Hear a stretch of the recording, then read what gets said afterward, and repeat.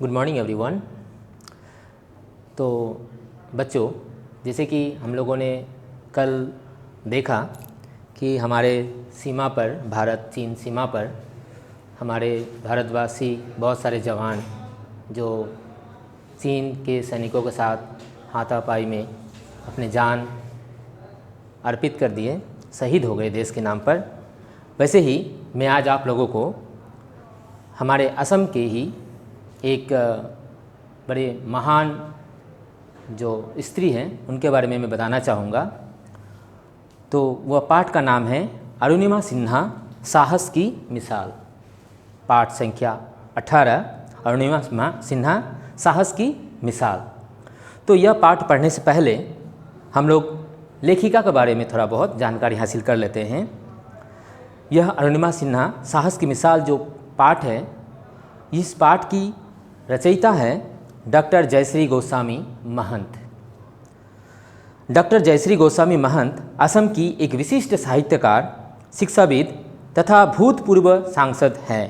कह रहे हैं कि जो यह लेखिका है डॉक्टर जयश्री गोस्वामी महंत, वे एक विशिष्ट साहित्यकार के साथ साथ एक एजुकेशनिस्ट यानी शिक्षाविद तथा भूतपूर्व सांसद यानी हमारे असम असेंबली के सांसद भी रह चुकी है।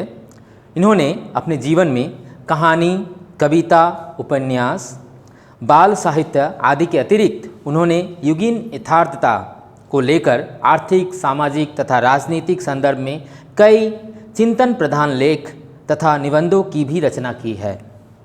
यानी उन्होंने सिर्फ कहानी या कविता नहीं बल्कि उन्होंने उपन्यास भी रचना की है। बाल साहित्य आदि के अतिरिक्त युगीन यथार्थ यानी अभी जो घटना घटित हो रही है उसके ऊपर सामाजिक, राजनीतिक, अर्थनैतिक, यह सारे व्यवस्था के ऊपर भी उन्होंने अपने निबंधों में लिखा है।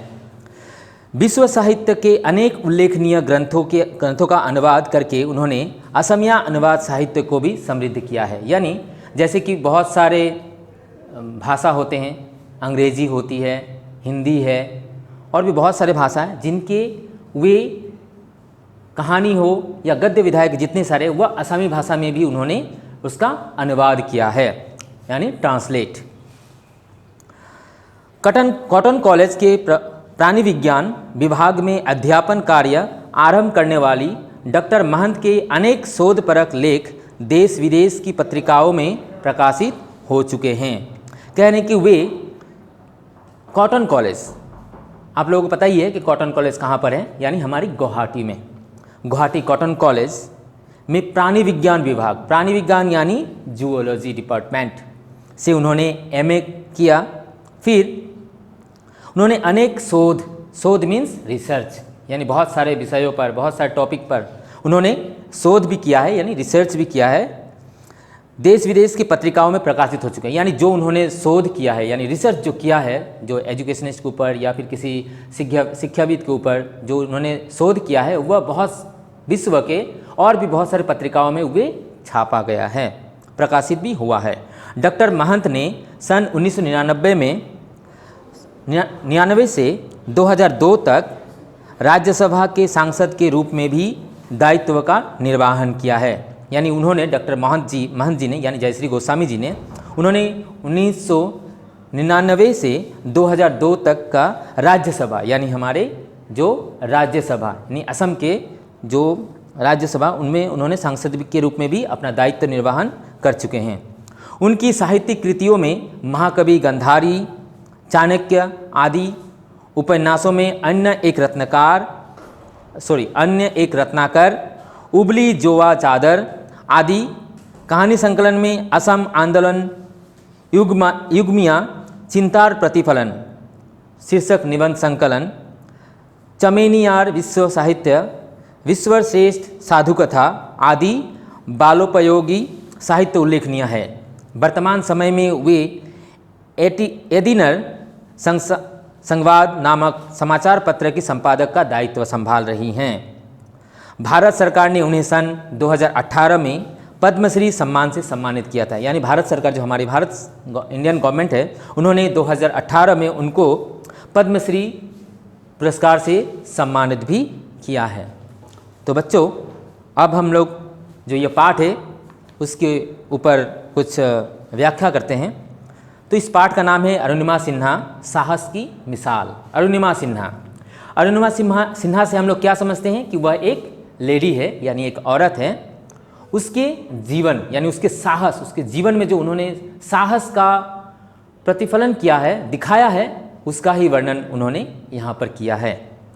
कहा ना जो कुछ भी है सब दे दो, अभी जल्दी, लुटेरों को गिरोह में से एक ने कर्कश एवं भयानक आवाज़ में धमकी दी। यानी वे कहीं जा रही थी तो अचानक से कुछ लुटेरे उनके समक्ष आ गए और चाहे वह बस भी हो सकता है या फिर ट्रेन भी हो सकती है ना। अभी हम लोग उसके क्लियरिफाई नहीं कर रहे हैं, लेकिन ऐसा मान लो कि मानो कहीं पर बहुत सारे डकैत यानी जो लुटेरे होते हैं वे मानो आ चुके हैं और सबको धमकी दे रहे हैं। यानी उसी लुटेरों में से कोई धमकी दे रहा है कि दे दो, जल्दी अपना सामान निकालो। चलती रेलगाड़ी में उस डिब्बे में अनेक यात्री हैं। जैसे कि मैंने बोला था कि वह बस भी हो सकती है या फिर ट्रेन या रेलगाड़ी। तो यह एक्चुअली यह रेलगाड़ी है जिसमें एक डब्बे पर कुछ डकैत यानी लुटेरे उस डब्बे में लोगों से अत्याचार कर रहे हैं, उनके लूट मार कर रहे हैं। तो उसी चलती रेलगाड़ी में उस डिब्बे में यानी जिस डिब्बे में अरुणिमा सिन्हा थी, उसी डिब्बे में कुछ लुटेरे लोगों को धमकी दे रहे थे कि जो कुछ है वह निकाल दो। डर के मारे सबके मुख पीले पड़ गए। यानी अचानक से हमारे सामने कुछ इंसिडेंट होते हैं तो हम उसके देखकर कभी भयभीत हो जाते हैं, है ना। सदमे में मानो कुछ हम लोग स्ट्रेंज हो जाते हैं कि मानो अब क्या होने वाला है, क्या होगा, डर जाते हैं। तो वे डब्बे में जितने सारे लोग थे वे डर चुके थे।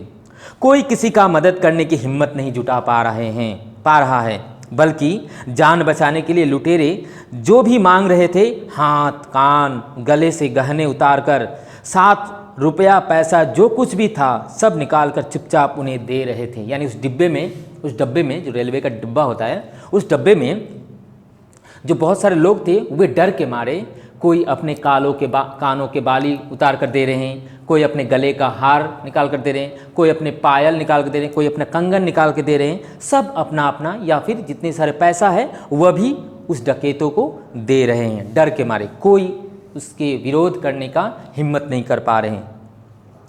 उन सब से अलग थी सिर्फ 26 वर्ष की एक युवती अरुणिमा सिन्हा, जो लुटेरों को कुछ भी देने से इनकार कर रही थी। जैसे कि हमें पता है कि अरुणिमा सिन्हा के ऊपर ही लिखी गई एक कहानी है, यानी जीवनी है। तो कह रहे हैं कि उसी डब्बे में, जिस डब्बे में वे डकैत लूट रहे थे, उसी डब्बे में एक 26 वर्ष की एक युवती उसी में बैठी हुई डकैतों को देने से इनकार कर रही थी कि नहीं, मुझे नहीं देना, यानी उनका विरोध कर रही थी। रेलगाड़ी लखनऊ से दिल्ली जा रही थी। वो जिस ट्रेन में बैठी हुई थी वह ट्रेन लखनऊ से दिल्ली जाने वाली ट्रेन थी। रेलवे पुलिस गार्ड सब इस बात से बेखबर थे कि चलती गाड़ी में लुटेरे यात्रियों को लूट रहे हैं। यानी जो रेलवे डिपार्टमेंट के जितने सारे पुलिस होते हैं वे बेखबर थे, यानी उन्हें सूचित नहीं किया गया था, उन्हें सूचना नहीं मिला था कि उस डब्बे में कुछ लुटेरे आ चुके हैं और लूटमार कर रहे हैं। गुस्से से लाल होकर लुटेरों में से एक आकर अरुणिमा के सामने खड़ा हो गया। ये लड़की, कितना बार कहा कि गले का हार निकाल कर दे दे, नहीं तो अंजाम अच्छा नहीं होगा। गुस्से में, यानी अरुणिमा सिन्हा जो लुटेरों का विरोध कर रही थी, उसी लुटेरों में से एक पीछे से हटकर अरुणिमा के सामने आ पहुंचा और उस अरुणिमा सिन्हा को धमकाते हुए कहने लगे, ये लड़की, मैंने कितना बार तुझे कहा, जल्दी से अपना गले से हार उतार कर दे दे, वरना अंजाम अच्छा नहीं हुआ। यानी लुटेरे हैं, वे कुछ भी कर सकते हैं। वे धमकी दिया, नहीं, मैं यह हार नहीं दे सकती।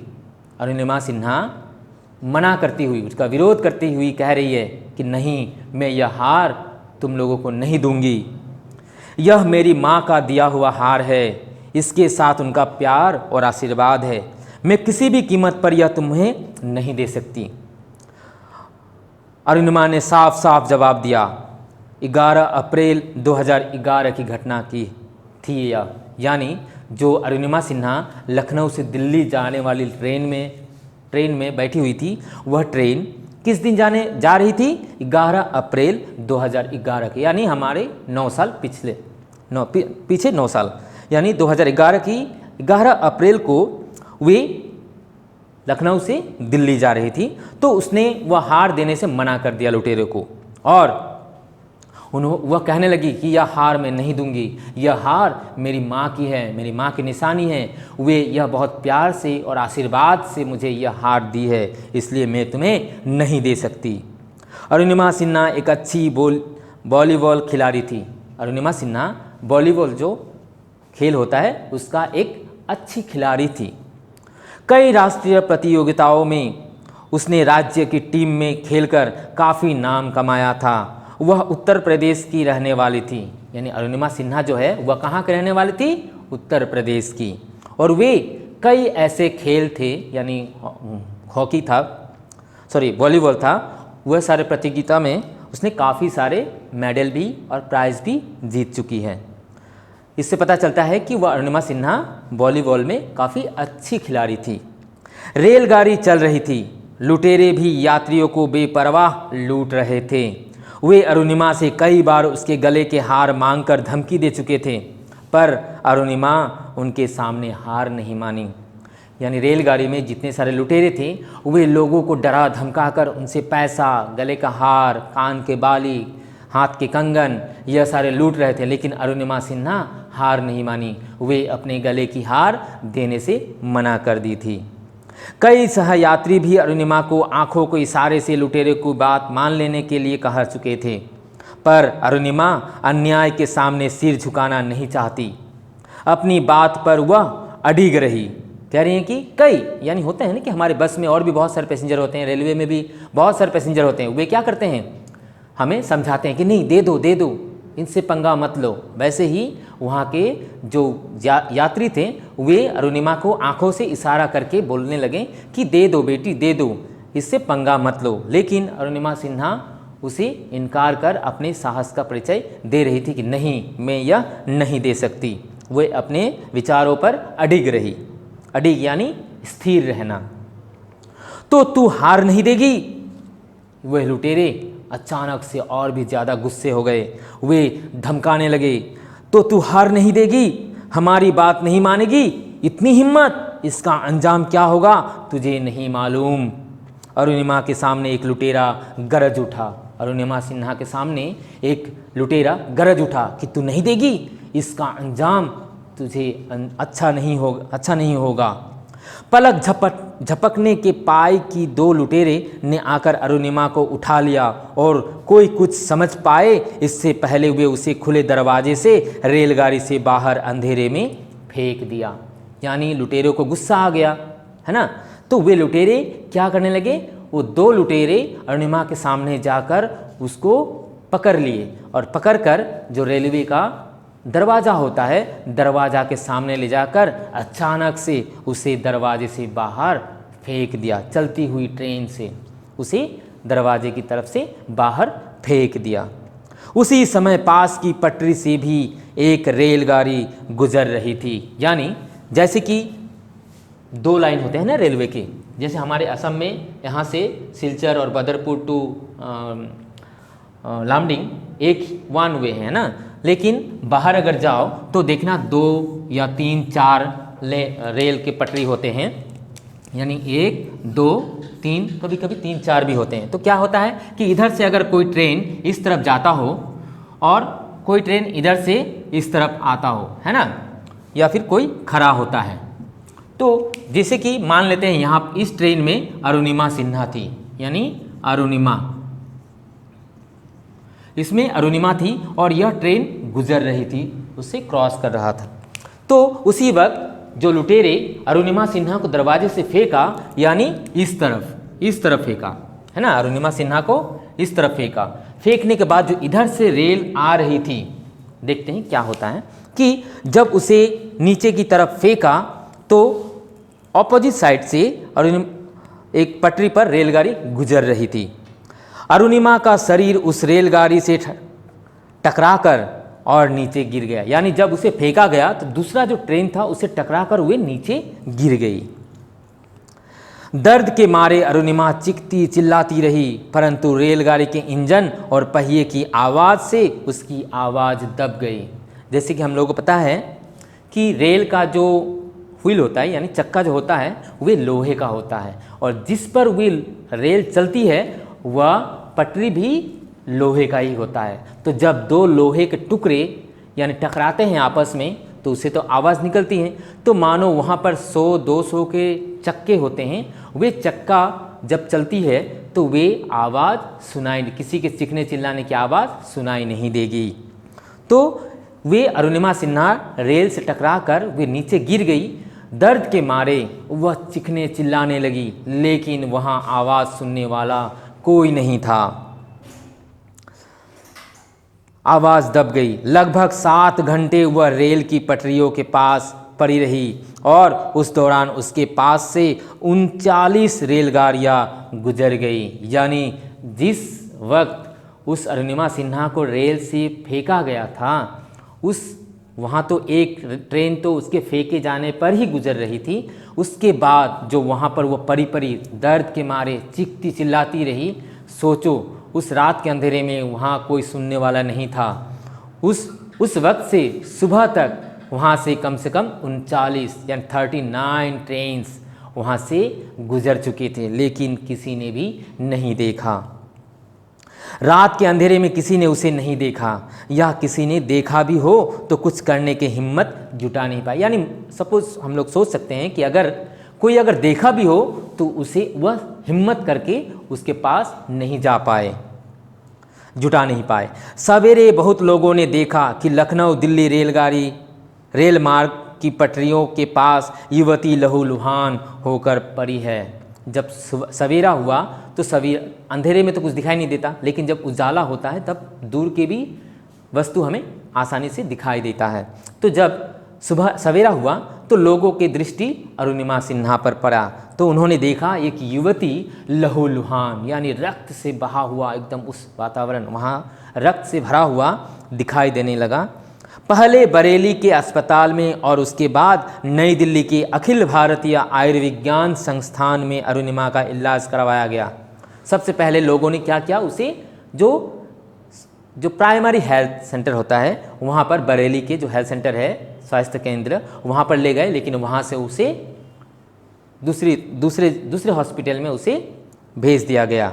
यानी जो नई दिल्ली के अखिल भारतीय आयुर्विज्ञान संस्थान में उसे ट्रीटमेंट के लिए वहाँ भेज दिया गया। इस घटना के बाद अरुणिमा के बारे में लोग तरह तरह की बातें कर रहे थे। यानी यह घटना जो वे लहूलुहान हो गई थी, यह घटना के बारे में लोगों ने, आजकल हमें पता ही है कि अगर कोई भी छोटा मोटा बात हो, वे उस बात को जो आस पड़ोस के लोग होते हैं, वे क्या करते हैं, उसको बढ़ा चढ़ा कर, कुछ लोग उसमें 2-4 बातें जोड़कर और ज़्यादा उसे फ्लैश करते हैं। तो यह अरुणिमा सिन्हा के बारे में भी वैसे ही है कि जब उसे वहाँ पाया गया तो लोगों ने तरह तरह की बातें कहना शुरू कर दिया। अब सुनते हैं कि क्या क्या बातें लोग कह रहे थे अरुणिमा सिन्हा को। कुछ लोग कहते थे कि अरुणिमा बिना टिकट भ्रमण कर रही थी, और जब टीटी ने उससे टिकट मांगा तो वे रेलगाड़ी से कूद पड़ी थी। जैसे कि बच्चों, लोगों ने तरह तरह की बातों में कहने लगे कि शायद जब टीटी यानी टिकट जो चेकिंग करता है, टीटी, वे आते हैं तो सबका टिकट वगैरह वेरीफाइड करता है कि हाँ वह व्यक्ति है कि नहीं। तो जब उससे टिकट मांगा होगा तो उसके पास टिकट नहीं होगा, और वे टीटी से बचने के लिए वह वहाँ से जंप कर दी होगी। लोग ने ऐसा कहना शुरू कर दिया।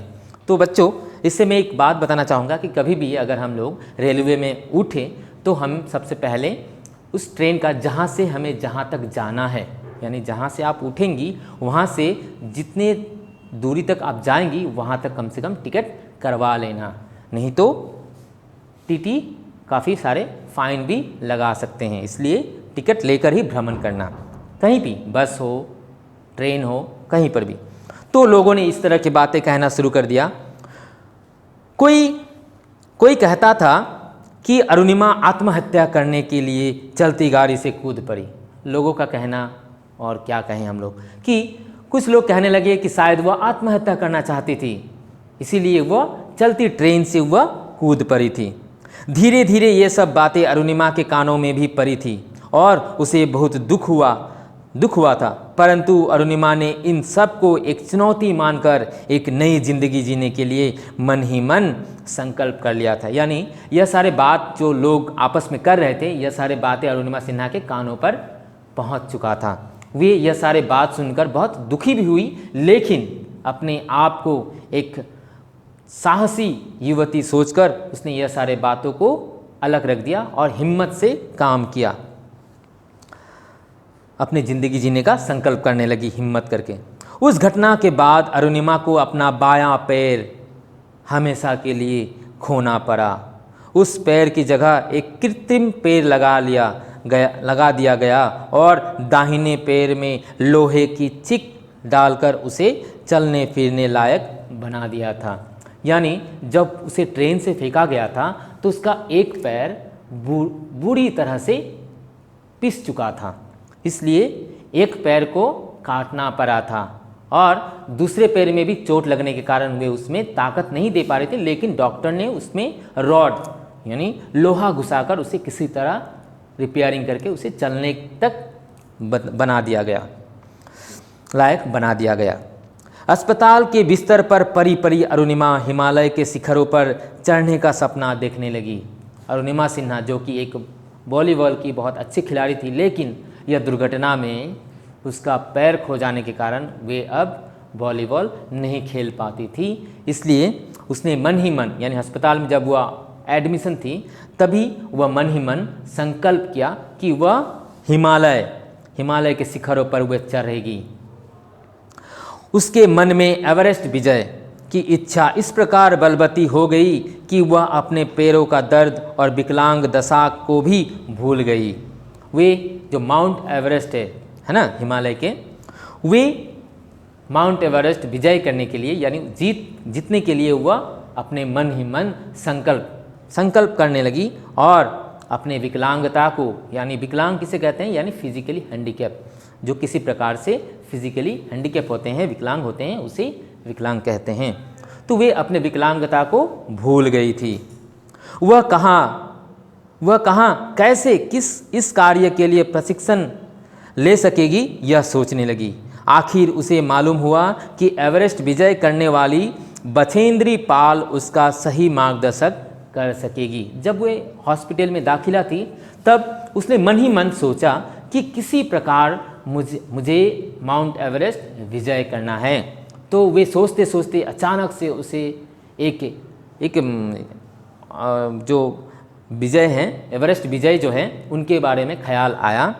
उस माउंट एवरेस्ट विजयी का नाम है बछेंद्री पाल। उससे वह संपर्क करने की, यानी उससे प्रशिक्षण यानी ट्रेनिंग, शिक्षा लेने के लिए वह मन ही मन सोची। 4 महीने के बाद वह अस्पताल से निकली तो घर न जाकर सीधे बछेंद्री पाल के पास पहुंच गई। यानी उसके पैर को पूरी तरह ठीक होने, पूरी तरह नहीं मतलब उसके ट्रीटमेंट चलने तक करीबन 4 महीने तक उसे हॉस्पिटल में रहना पड़ा था। 4 महीने के बाद जब उसे डिस्चार्ज किया गया, यानी अस्पताल से छुट्टी दिया गया, तो वे अपने घर नहीं गई, बल्कि वे डायरेक्ट हॉस्पिटल से निकलकर बछेंद्री पाल के यहाँ पहुँच गई उससे संपर्क करने के लिए।